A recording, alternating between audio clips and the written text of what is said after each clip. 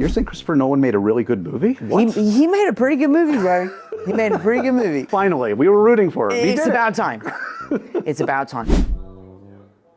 A mouthful of bees, one bee in my butt, I think would be. Yeah. Okay, yeah. I do, yes. Because I can go to the bathroom in it, mainly. It's funny, if you watch Iron Man 1, Robert wore the full suit, and then if you watch Iron Man 2, he wore, like, American football pads that were red and gold. I'm on my 5th movie, and I just got a zipper. A legendary director just got reviewed like a classmate who finally turned in a decent assignment. A completely pointless question about bees received a disturbingly serious answer. And a superhero suit was finally upgraded with the height of modern technology, a zipper. Tom Holland does not need to turn an interview into a comedy routine. He simply hears the question, starts thinking out loud, and lets everything else quietly fall off the rails. With Brand New Day, the first challenge is not defeating a villain, it is surviving the first day of the press tour without accidentally revealing anything. The interviewer only asks about an interesting detail he discovered while making the film, but Tom spots the trap immediately. To not spoil anything on this press tour. He knows his own track record, so he builds a security wall out of a joke at his own expense.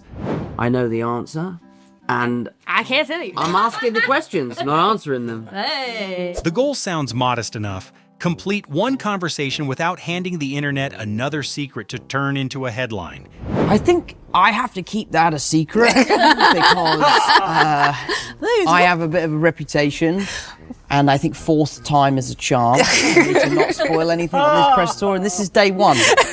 So we will not be spoiling anything today. Keeping secrets is already difficult. Explaining how an extremely foul-mouthed character can enter Spider-Man's world is even harder. Tom does not reveal the plot, but he casually describes a censorship solution that sounds less like studio planning and more like something invented during recess. It's really, really awesome, and he's so great, and I love trying to figure out how you take a very R-rated character and fit him into our world without changing him. And there's loads of fun little Spider-Man quips that we use to kind of get around. Like every time he goes to swear, we just web his mouth shut. Of course, not every idea he brings into a meeting causes instant excitement. Tom once presented a name with complete confidence, waited for the reaction, and received the kind of silence you can almost hear landing on the floor. The suggestion was strange enough that he still remembers the exact emotional weight it dropped into the room. I wish you could hear the lead balloon that Spider Puberty was in the room. They're like, do you have anything else? Yeah. The funny part is that in another interview, Tom admits he did not initially understand how much influence came with saying, "What about this?" He would offer a suggestion, disappear for a few days, then return to find an entire team had turned it into something real. That kind of power should sound impressive, but he describes it like a kid who has just discovered the button he was playing with actually controls the whole building. From that moment on, every casual thought becomes a potential prop, scene, or future meeting. And I was so lucky that I guess I didn't realize the power I have as Spider-Man, because I would pitch an idea, go away for a week, come back, and they'd be like, here's your idea. Then his brother came up with an idea. Tom carried it into the room and carefully made sure everyone knew who deserved the credit, which sounds like a genuinely thoughtful gesture. But a second later, he admits there was also a far more practical reason why proper attribution mattered. Family pride and personal insurance separated by one perfectly timed pause. Wow. He came up with this idea that I went into the studio the next day and pitched as his idea. I did not take credit for it. But also I said that because I was worried it was a bad idea. And they were like, oh yeah. When the writer's room is no longer dangerous enough, Seth Meyers asks whether Tom ever suggested that Spider-Man should jump less and solve more problems with his brain. Tom chooses the fastest possible defense. Roast himself before anyone else has the chance. After hiding behind his brother's idea, he now has nobody left to blame except his own public image. You know, so is that what you were doing in the writer's room? You're like, maybe just less jumping. I think maybe this one, maybe what if he solves crimes with his brain? Yeah, exactly. And then they were like, no one will believe that you could use your brain, Tom. From the writer's room, the story moves to a gift for the crew. Tom wanted to give everyone Spider-Man beanies. One small ordering mistake turned a generous gesture into a test of blood circulation, and then a veteran sound mixer put one on and began loudly complaining about whoever had purchased such tiny hats. These beanie hats. Okay. And it had Spider-Man embroidered across the front of it. But I had ordered kid sizes by accident. And my favorite thing is we have a legendary sound mixer on our film, a guy called John Casali. Yeah. Really good guy. And he came up to me with this hat on. And it's like literally like squeezing his brain. And he was like, can you believe the cheek of the studio? They're so cheap. They bought us these tiny little kids' hats. Tom listens to the entire complaint and eventually has to decide whether to admit the gift came from him. He chooses honesty. The man immediately wants to disappear, but the only thing available to hide behind is the same beanie already crushing his head. And he's like, the disrespect is outrageous. And then eventually I said, John, I bought you that hat. And you just saw the color drain from his face. He would have pulled it over his face if it was big enough. Yeah, just to about here. While preparing to play an American student, Tom came up with an acting exercise that made perfect sense in the very specific way only his ideas can. He would enter a real high school undercover, carry a backpack and pencil case, and pretend to be a student. Marvel did not dismiss it as a joke. They actually arranged it. 6 weeks later, a movie star walked through the school gates with a full set of supplies, trying to blend in as though his face had never appeared anywhere before. No visible cameras, no introduction, just a secret operation built around the hope that nobody would recognize Spider-Man. Well, it was a joke. They don't obviously understand my British sarcasm. I said, wouldn't it be funny if I went to an American high school undercover to see what it would be like to be an American high schooler? And Marvel were like, that's amazing. Let's set it up. So 6 weeks later, I'm like with a backpack, pencil case, books, on my way to the school, the Bronx School of Science, which is a school for genius kids. And believe me, everyone, I am not no genius. Eventually, one student became suspicious and asked what exactly he was doing there. Tom could have stayed in character, invented a normal explanation, or simply left. Instead, the silence lasted just long enough for him to choose the worst possible answer for an undercover mission and the best possible answer for a story he would later tell on television. And she's like, hey man, what's your deal? How are you here? I was like, well, let me tell you my secret. I'm actually Spider-Man. She's like, dude, you're fucking nuts, bro. What? Really? And I'm like, no, seriously, I'm Spider-Man. Obviously, none of my movies had come out. No one knew about it. It was a big secret. So I just looked like some nutter that showed up for 3 days and then disappeared. Trying to look normal in front of cameras is not much easier. Tom has always found red carpets awkward because dozens of photographers shout his name and demand different poses at the same time. Then a fan noticed one unforgettable detail about his expression, gave it a name, and Tom found the comparison so funny that he brought the entire thing onto national television himself. So we have to do red carpets all the time and take pictures, and I find it very awkward when they're all shouting at you and stuff. And a fan of mine tweeted a picture of me saying, Tom Holland looks like he has a frog in his mouth when he's taking paparazzi pictures. And I thought it was hilarious, so I reposted the picture, which then went viral, and everyone found it hilarious. But then weeks go by, and I'd look at myself in the mirror and be like, maybe I do look like I have a frog. Tom's career contains plenty of glamorous moments, but his audition story begins inside a car with one of the most suspicious compliments ever offered as encouragement.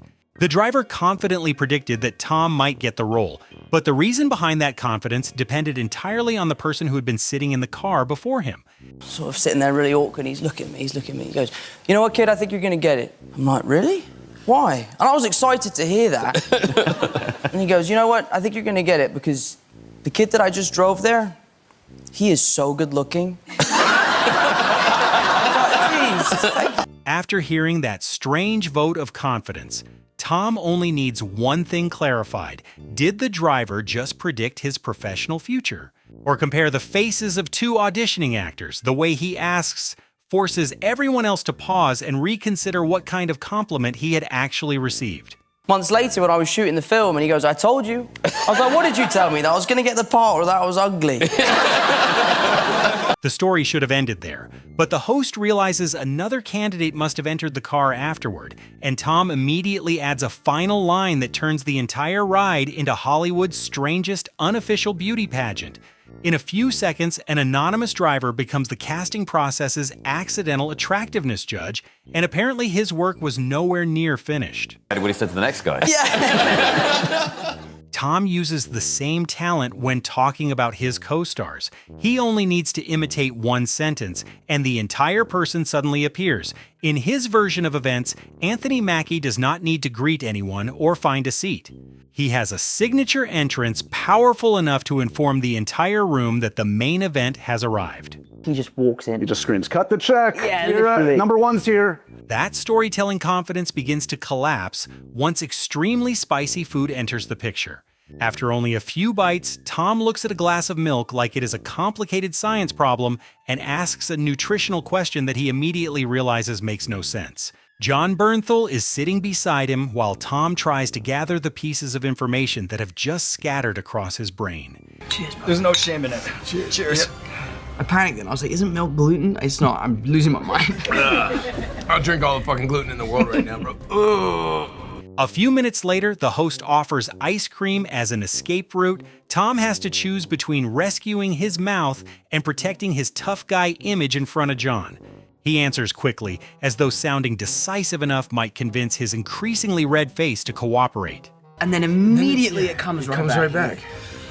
Would you guys like some ice cream? No, I'm good. Come on. That's what I'm talking about. I'm good. By the time someone offers him more milk, the entire heroic performance has become a negotiation between his stomach and his pride. The harder he tries to look fine, the more clearly everyone can see exactly how far from fine he actually is.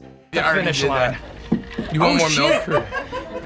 I think I'm okay. Yeah, just be. I think I'm okay. At a much calmer interview table, the drink contains no alcohol, but Tom's energy keeps rising with every answer. Eventually, even he starts questioning his own condition and performs a verbal sobriety check in real time as though the entire room is waiting for the official result. Yeah, if this had alcohol in it, I'd be in trouble. I know, yeah. I'm like, am I drunk? No, I'm not drunk. No. When a rapid-fire game asks him to name a food he does not understand, Tom does not choose something sophisticated to make himself sound interesting. He goes directly after its texture, reacting as though humanity has collectively agreed to eat an object that never completed the process of becoming food. Sea urchin. This has come up before. Who? Why? Why? It's There's the so consistency, many. slimy, what right? on earth? Yeah. Away from the interview chair, Tom is not any less funny. Golf is normally presented as a peaceful afternoon activity right up until he explains what the sport actually does to his mental health. That confession becomes the perfect setup for watching a self-described hothead begin coaching someone else's stance.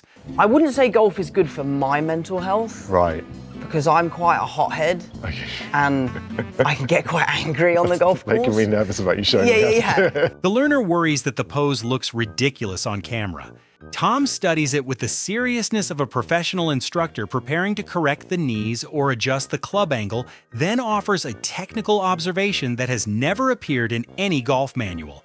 The comment comes out so quickly that everyone starts laughing before the poor man has time to move. Dread to think about how this stance is looking on camera. No, you look a little bit like you're taking a poo.